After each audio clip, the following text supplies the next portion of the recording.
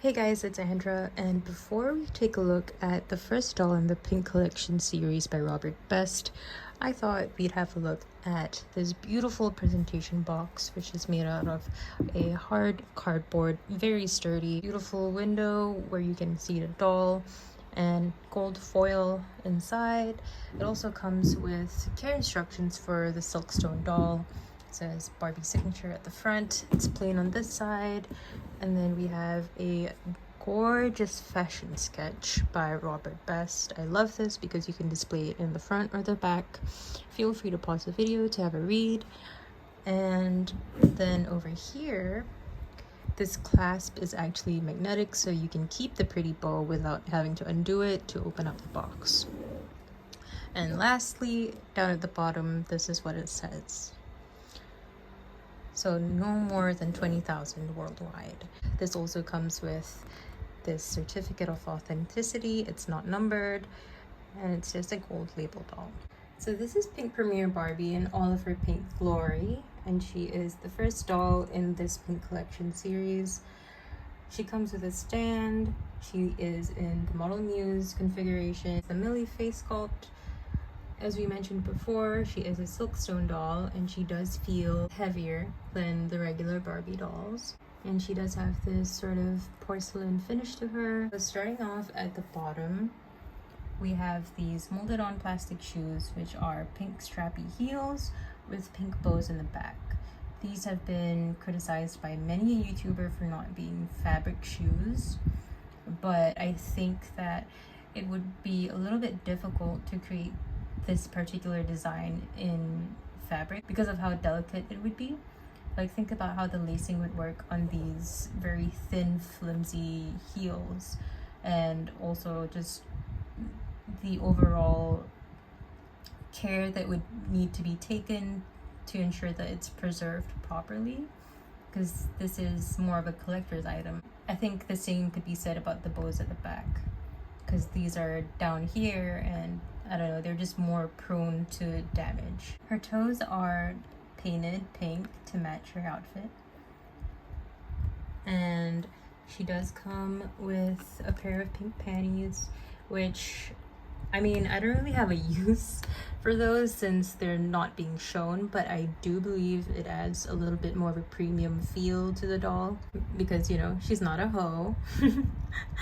And okay, this skirt area of the gown is exactly why I was 100% on board unboxing her and taking her out from that beautifully designed box, because look at the sheer volume of it. I think if you were to keep her in box, you wouldn't be able to enjoy the full potential of this gown. But the box is also pretty great because you can just pop her back in the way it's designed. So I think that is fantastic. And this dress is so floofy, so fluffy, just sheer goodness. And as Suresh NY here on YouTube said, it is very Jean-Baptiste Valli-esque, and I do believe it is very representative of his designs. And if we have a look over here, it's just layers upon layers of tulle in two different kind of textures. We have a more netted thing going on, and then we have this like sort of pleated moment, and it's flaring and floofing and frothing. It's great. So here's how it looks at the back. It is huge. It's great. And another thing that I really like about this dress is that you can choose to have her displayed like this with both legs exposed.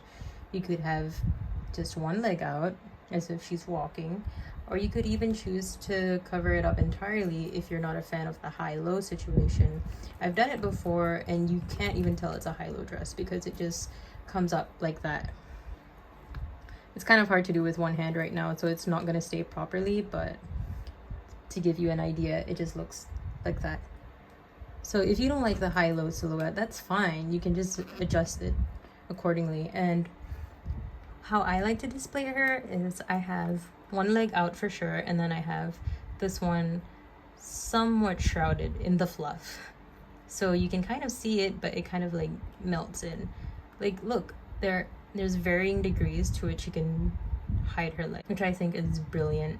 Up here we see her bodice, which is made out of a satiny material. She's got 2 pink ribbons and they cinch in her waist with this gorgeous thing flaring out up top and down below. And then you can see her fingernails are manicured as well with that same pink. And then all the way at the back, she has a 3rd bow, but this bow is a little bit different because you have to undo it to get into the dress. And there are 3 little plastic snappy button things to keep her in the dress. These sleeves are actually not attached to the dress at all. That gives more variation in styling. And her hair is just very relaxed with slight curls at the bottom. Don't quote me on this, but I believe this is saran because of just how soft and glorious it is, and also the way it kind of moves. I'm convinced it's saran because it's crazy soft. Looking at the top of her bodice, we have 2 darts, and there were 2 elastic bands here, but I just pulled them off. If you pull them with enough force, it comes off clean. You don't have to cut through them. I do that because I don't think it makes a difference in terms of holding up the dress, and I just rather have them off rather than wait for them to rot or have them showing while it's displayed. One problem I do have with this dress is the bottom button on the back.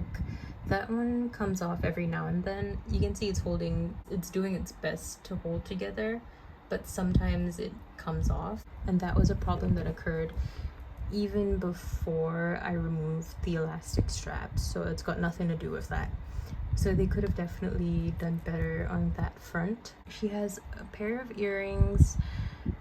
These are not my favorite design. I don't hate them, but I think they're just alright. I do think they are an appropriate length and size for her neckline though, so I think that's good. I have seen these used later on in the A Date with Destiny doll. I don't know if they've been reused anywhere else. Then we come to the top of her head. This is a half up, half down hairstyle, very simple, which is fine. Honestly, I think that it looks cute, but this is my one problem with this doll. This stupid like rubber band. It's literally just a pink rubber band. Like for the $100 price point, I think they could have done better and given us at least like a little plastic thing, if not metal. And they could have done like a cute little design, nothing crazy, just like a little something. Because as someone who is not great with doll hair and doesn't really have interest in hair play, and I'm just like overall paranoid about the longevity of my dolls and their accessories, it scares me to have elastic bands on my doll's head, because if you didn't know, they disintegrate and deteriorate over time. So they just kind of dry rot and they either flake off easily, or sometimes they melt into your doll's hair and they get all icky. And I don't know how salvageable that'll be. And that's scary to me. So this is disappointing to see. But I still want to keep her in this hairstyle. So if you've got any suggestions, let me know.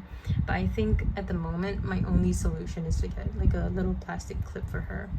It just feels like time is ticking seeing this rubber band in her hair.